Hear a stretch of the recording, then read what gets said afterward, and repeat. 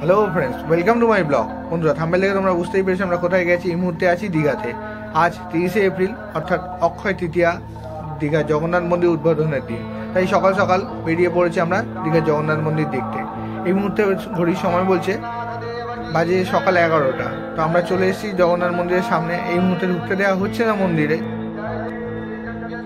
দীঘার জগন্নাথ মন্দিরের সামনে রয়েছে পুরো রাস্তাটাই এই নীল কার্পেটে মোড়ানো। তার কারণ যেসব ভক্তবৃন্দরা বা দর্শনার্থীরা এই মন্দিরে প্রবেশ করবেন তারা নিশ্চয়ই খালি পায়ে আসবেন, সেই কারণবশত তাদের কোনো অসুবিধা যাতে না হয় এবং দেখতেও একটা সুসজ্জিত লাগে, তার জন্যই তৈরি করা হয়েছে এই কার্পেটের ব্যবস্থা।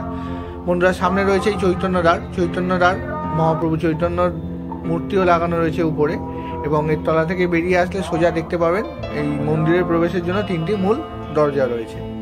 আর তার ঠিক ডান দিকেই রয়েছে প্রতীক্ষালয়।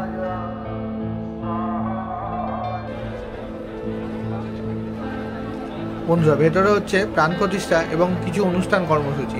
আর বাইরে দর্শনার্থীদের ভিড় তো দেখার মতোই। তোমরা দেখতে পাচ্ছ বন্ধুরা, সকল মানুষ এইটাই অপেক্ষা করে আছে যে কখন এই মন্দিরের দরজা খোলা হবে এবং আমরা প্রবেশ করতে পারবো। তো দেখা যাক। ঘড়ির টাইম বলছে এই মুহূর্তে 4টে, বিকেল 4টে বাজে। তো প্রবেশ করানোর কথা ছিল 3টের পর, 3টের সময় প্রাণ প্রতিষ্ঠার কথা। শুভ সময়ে প্রাণ প্রতিষ্ঠা হবে এবং তারপর সকল দর্শনার্থীদের প্রবেশ করার অনুমতি দেওয়া হবে। তো এখন ঘড়িতে বাজে 4টে, এখনো পর্যন্ত কোনো রকম কিছুই দেখতে পাচ্ছি না। তো যেটাই হচ্ছে সেটাই তোমাদের সঙ্গে শেয়ার করছি বন্ধুরা। আমাদের বলা হলো যে এই গেট নাম্বার 3 থেকে ঢোকানো হবে। মাঝখানটা গেট নাম্বার 1 এবং বাদিকে রয়েছে গেট নাম্বার 2, আর এটা হচ্ছে গেট নাম্বার 3। আমাদেরকে বলা হলো গেট নাম্বার 3 থেকে ঢোকানো হবে।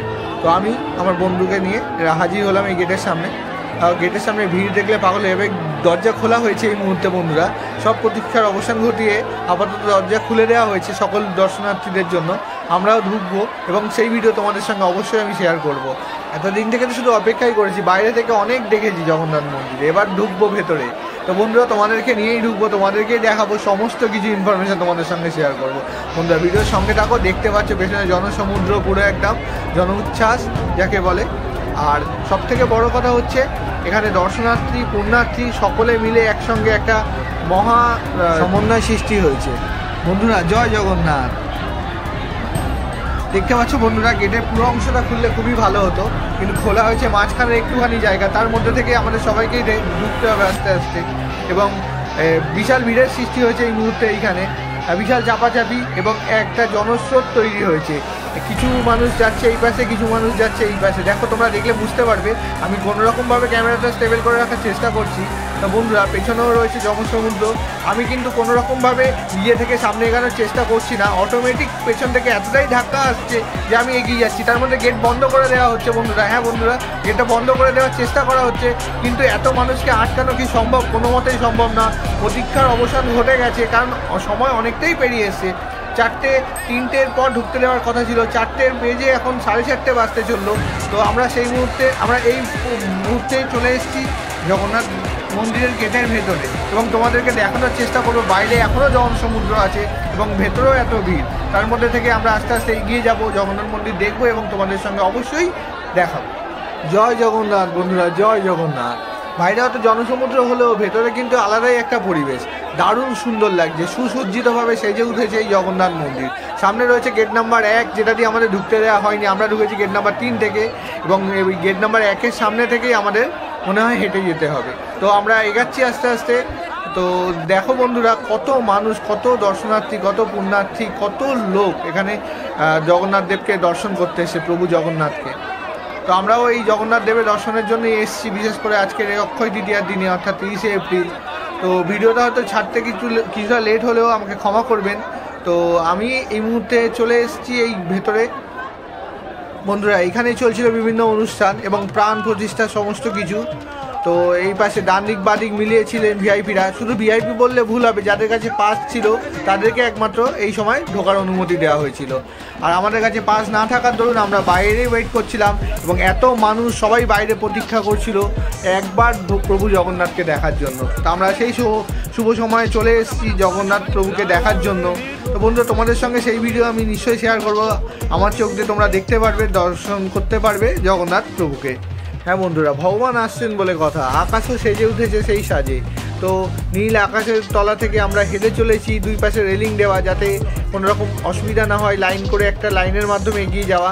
কিন্তু এত মানুষকে অপেক্ষা করানোর ফলে মানুষের মধ্যে সেই ধৈর্য আর নেই, সবাই যে যেখান থেকে পাচ্ছে হেঁটে যাচ্ছে। আমরাও চলেছি মাঝখান থেকে এবং দীঘার জগন্নাথ মন্দির দর্শনের উদ্দেশ্যে। বন্ধুরা সামনে একটি স্তম্ভ দেখতে পাচ্ছি এবং একটা মন্দির দেখতে পাচ্ছি, তারপর আরও 3টে, একটা 4টে, টোটাল 5খানা আমি আপাতত মন্দির দেখতে পাচ্ছি। বন্ধুরা তোমাকে দেখানোর চেষ্টা করব। আমরা হেঁটে আসলাম এই সোজা এইখান থেকে, এইটা হচ্ছে প্রবেশদ্বারের মেন গেট জগন্নাথ মন্দিরের। তো এইখান থেকে আমরা হেঁটে আসলাম সোজা। এপারে রয়েছে টেন্ট যেখানে ভিআইপিরা আপাতত ছিল এবং সামনে রয়েছে একটা স্তম্ভ। তো আর দুই পাশে রয়েছে 3টে করে 6টা দীপ স্তম্ভ। দেখো বন্ধুরা, জগন্নাথ প্রভুর মন্দিরের চূড়ার মাঝখান থেকে সূর্যের আলোটা পড়ছে, কি অপরূপ দৃশ্য তৈরি হচ্ছে এইখানে। সত্যি মন মুগ্ধ হয়ে যাচ্ছে আমাদের। আমরা বাইরে জুতো না খোলার কারণে এখানে জুতো খুলে নিলাম এবং জুতো রেখে আমরা আস্তে আস্তে প্রবেশ করব মেন মন্দিরের দিকে। বন্ধুরা আমরা এই মুহূর্তে চলে এসেছি দীঘা জগন্নাথ মন্দিরে। তো দেখতেই পাচ্ছ দর্শকদের ভিড়, সামনের মন্দির, আর দেখতে হুবাহু পুরী জগন্নাথ দেবের মন্দিরের মতো।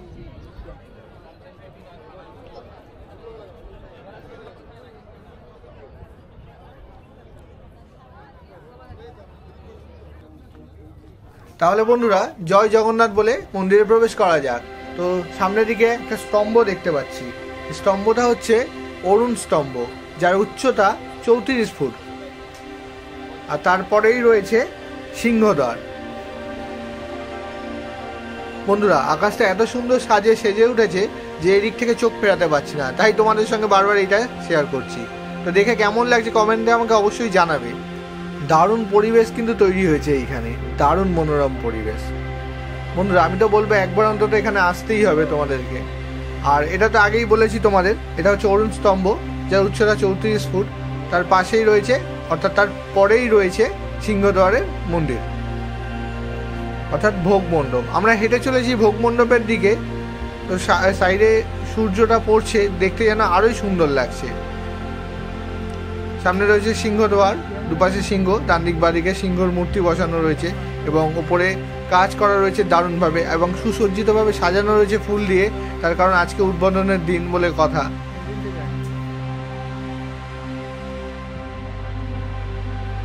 অবশেষে আমরা এই মন্দিরের ভেতরে প্রবেশ করতে চলেছি।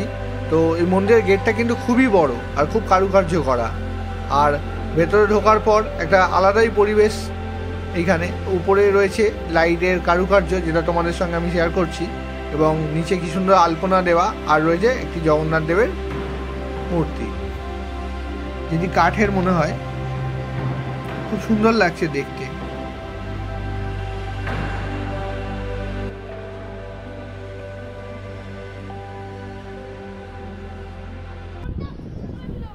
অবশেষে আমরা ওই সিংহদ্বারের মণ্ডপ থেকে বেরিয়ে আমরা সামনে দেখতে চলেছি ভোগ মণ্ডপ, যেটি তৈরি এইখানে। আমি বলে রাখি এখানে টোটাল 7টি মণ্ডপ রয়েছে, সবকটি মণ্ডপই রাজস্থানের বেলে পাথরের দ্বারাই তৈরি। দেখতে খুবই সুন্দর এবং খুব কারুকার্য করা। ধন্যবাদ জানাই তাদের যারা এই কারুকার্যগুলো সম্পন্ন করেছেন। আর এদিক থেকে আমরা হেঁটে আসলাম, এটি হচ্ছে প্রবেশদ্বার বা সিংহদ্বার। তার দুপাশে রয়েছে পদ্মপুকুর।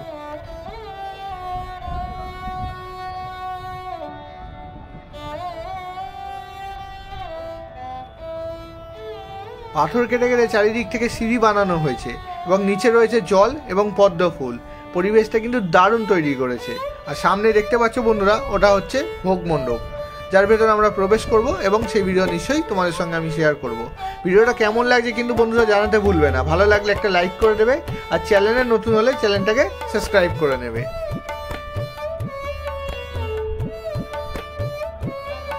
সিংহদ্বার পেরিয়ে এবার আমরা প্রবেশ করতে চলেছি আরেকটি মণ্ডপে। এই মণ্ডপটিও উচ্চতায় বিশাল এবং অনেক কারুকার্য করা।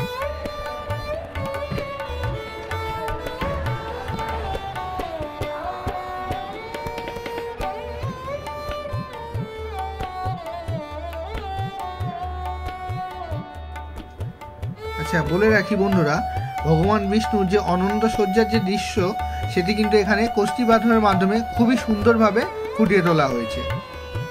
যে ভগবান বিষ্ণুর ওপরে রয়েছে ত্রিদেবের মূর্তি, অর্থাৎ ভগবান ব্রহ্মা, বিষ্ণু এবং মহেশ্বরের মূর্তি।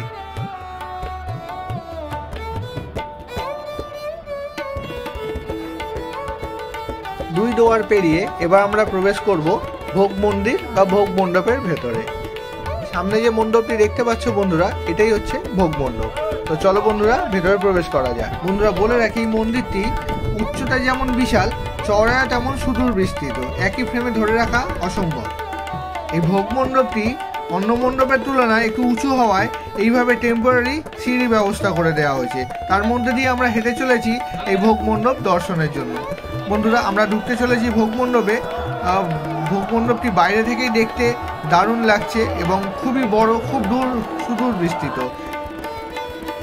বন্ধুরা আরেকটা কথা বলে রাখি, এই ভোগ মণ্ডপের চারদিকে রয়েছে 4টি দুয়ার, আর কোনো রকম বিগ্রহ না থাকার কারণে আমরা এগিয়ে চললাম নাট মন্দিরের দিকে।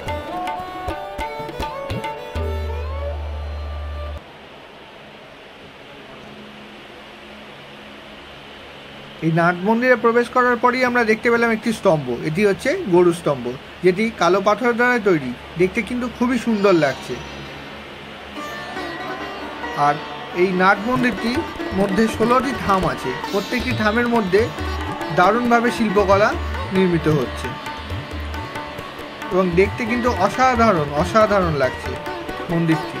আর উপর দিয়ে লাইটগুলো এমনভাবে সুসজ্জিতভাবে সাজানো রয়েছে, যেটি একটা দারুণ বিরল পরিবেশ তৈরি করছে এই জায়গায়। তোমরা কমেন্টে জানিও কিন্তু তোমাদের কেমন লাগছে। কি দারুণ, তাই না?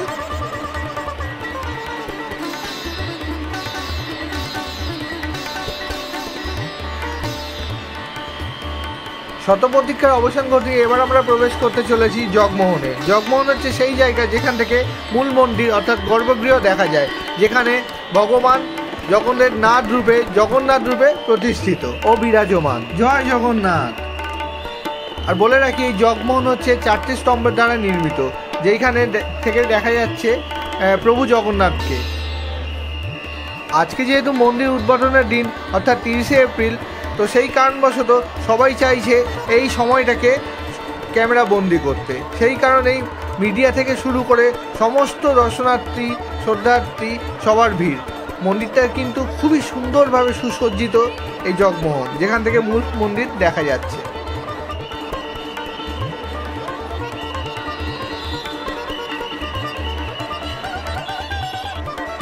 বন্ধুরা আমি তোমাদের জুম করে দেখানোর চেষ্টা করব। সামনেই রয়েছে পাথরের মূর্তি এবং পেছনে রয়েছে কাঠের বিগ্রহ। জয় জগন্নাথ বন্ধুরা, জয় জগন্নাথ।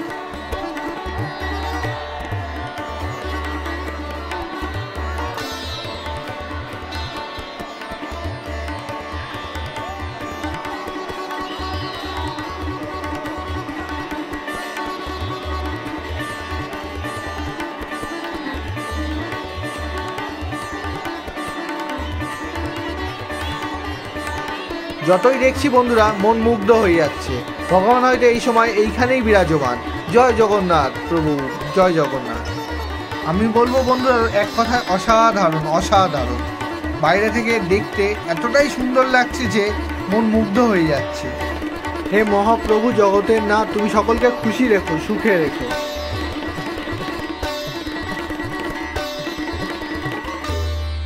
অবশেষে মহাপ্রভু দর্শন করে আমরা বেরিয়ে আসলাম বাইরে থেকেও কিন্তু দেখতে খুব সুন্দর লাগছে।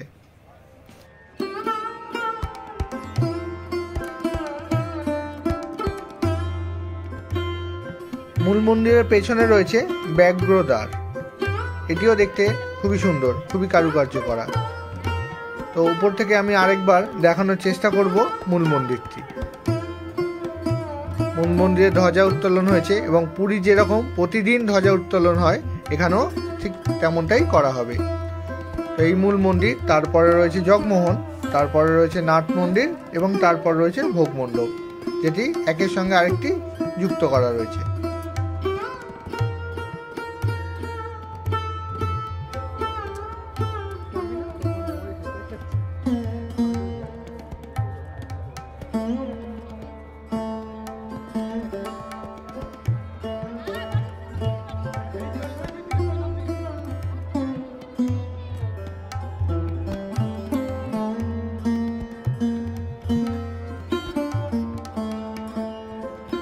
দীঘায় জগন্নাথ মন্দিরটি প্রায় 24 একর জায়গা নিয়ে নির্মিত এবং এই মূল মন্দিরটি উচ্চতায় প্রায় 214 ফুট।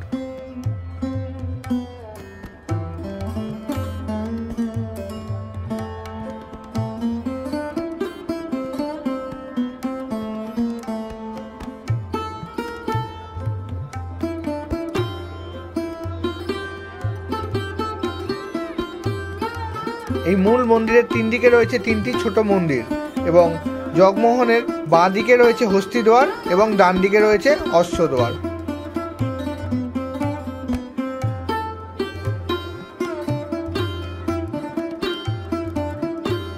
বন্ধুরা, এই মুহূর্তে আমরা দাঁড়িয়ে রয়েছি দীঘার জগন্নাথ মন্দিরের মূল মন্দিরের ঠিক পেছন দিকে।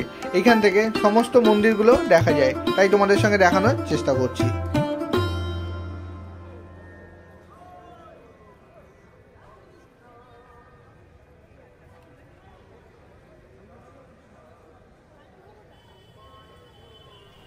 বন্ধুরা, এতক্ষণ দেখছিলেন দিনের আলোয় দীঘার জগন্নাথ মন্দির। রাতের বেলা কেমন লাগে সেটা দেখা যাক। রাতের বেলাও কিন্তু খুবই সুন্দর লাগছে দীঘার জগন্নাথ মন্দির দেখতে। তোমরাই বলো বন্ধুরা কেমন লাগছে, আমাকে কমেন্টে কিন্তু জানাতে ভুলবে না। যদি ভালো লাগে একটা লাইক করে দেবে ভিডিওটাকে এবং চ্যানেলে নতুন হলে চ্যানেলটাকে সাবস্ক্রাইব করে নেবে।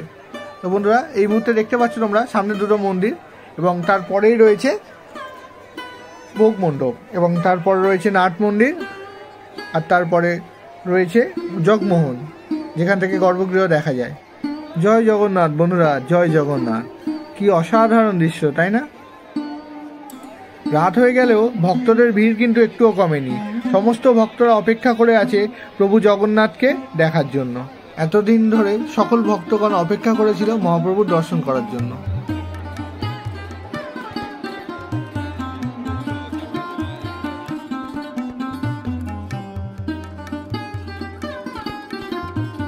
সামনেই রথযাত্রা, সেই কারণবশত এখানে 3টি রথ নির্মাণ করা হয়েছে। রথের মধ্যেও বিভিন্ন দেবদেবীর চিত্র ফুটিয়ে তোলা হয়েছে। খুব সুন্দর লাগছে এটি দেখতে। একটি হচ্ছে প্রভু জগন্নাথের, অন্যটি হচ্ছে বলভদ্র আর আরেকটি হচ্ছে দেবী সুভদ্রা। বন্ধুরা, ভিডিওটা কেমন লাগলো কমেন্টে আমাকে জানাতে ভুলবে না কিন্তু। যদি ভালো লাগে একটা লাইক করে দেবে আর চ্যানেলে নতুন হলে চ্যানেলটাকে সাবস্ক্রাইব করে নেবে। দেখা হচ্ছে পরের কোনো ভিডিওতে, ততক্ষণ পর্যন্ত বাই।